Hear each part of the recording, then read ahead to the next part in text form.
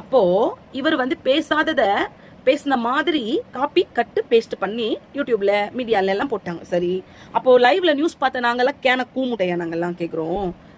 Live எப்படி sir copy கட்டு paste பண்ணி போட முடியும்? வாயை திறந்தாலே இந்த ஒரு படத்துல ஒரு டைலாக் ஒன்று வரும், இவனுக்கு ஒரு நல்ல சீட்டா எடுத்து போடுப்பா, பொய்யா சொல்லிக்கிட்டு திரியறான் அப்படிங்கிற மாதிரி. உடம்பு ஃபுல்லா பொய். நான் அரசியலுக்கே வரமாட்டேன், அரசியல் வாசனையே எனக்கு வேண்டான்னு சொல்லிட்டு அரசியலுக்கு வந்து இளைஞர் அணியிலிருந்து அப்படியே துணை முதல்வரா போஸ்டிங் வாங்கி உட்கார்ந்தீங்க. இன்னைக்கு யோசிச்சு பாருங்க, நாங்க யோசிக்கிறோம், அதுக்கெல்லாம் நீங்க தகுதியானவர் தானா? எதிர்கட்சியில எதிர் தரப்பினரா நீங்க உட்கார்ந்து இருக்கிறதுக்கே தகுதியானவர் தானா அப்படின்னு நாங்க யோசிக்கிறோம். இதுல வேற உங்களுக்கு காப்பி கட்டு பேஸ்ட், தகாத வார்த்தையை பொது மேடையில ஒரு பெண்ணை பத்தி இழிவுபடுத்தி பேசிட்டு அவங்க த்ரிஷா அவர்கள் மட்டும் இப்ப போய் உங்க மேல ஒரு கம்ப்ளைண்ட் கொடுத்தாங்கன்னா உங்களுடைய நிலைமையே இன்னைக்கு வேற மாதிரி ஆயிடும். என்ன நினைச்சிட்டீங்க? உங்களை மாதிரி நடிகைக்கு பால் டைல் குடிச்சிட்டு அப்படியே 40 லட்ச ரூபாய் ஹேண்ட்பேக் வாங்கி கொடுத்துட்டு அந்த நடிகையை ஒன்று சொன்னதுமே கோவப்பட்டு ஐயோ பெண்களை இழிவுபடுத்திட்டா, டபுள் மீனிங்ல பேசிட்டா சொல்லி ராதா ரவி சார் மேல ஆக்ஷன் எடுத்தீங்க. அப்போ உங்களுக்கு வந்தா ரத்தம், மற்றவங்களுக்கு வந்தா தக்காளி சட்னியும் நாங்க கேட்கிறோம். பேசுறத வந்து, அதாவது அரசியலில் கடமை கண்ணியம் கட்டுப்பாடு இது முக்கியம் அப்படின்னு சொல்லிட்டு தானே நீங்க வந்து உள்ள அப்பத்துல இருந்து வந்தீங்க.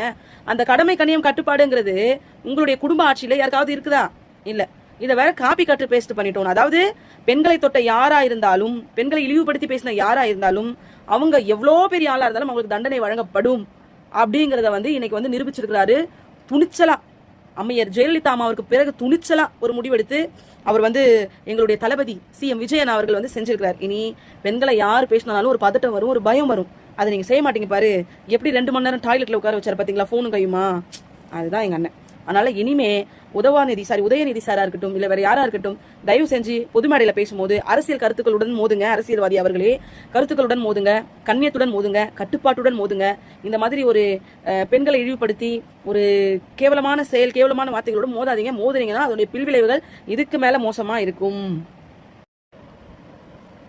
அப்போ இவர் வந்து பேசாதத பேசின மாதிரி காப்பி கட்டு பேஸ்ட் பண்ணி யூடியூப்ல மீடியால எல்லாம் போட்டாங்க. சரி, அப்போ லைவ்ல நியூஸ் பார்த்த நாங்கெல்லாம் கேன கூமுட்டையா நாங்கெல்லாம் கேட்குறோம்.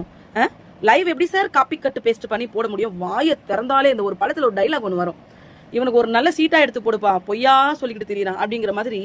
உடம்பு ஃபுல்லா பொய். நான் அரசியலுக்கே வரமாட்டேன், அரசியல் வாசனையே எனக்கு வேண்டான்னு சொல்லிட்டு அரசியலுக்கு வந்து இளைஞர் அணியிலிருந்து அப்படியே துணை முதல்வரா போஸ்டிங் வாங்கி உட்கார்ந்தீங்க.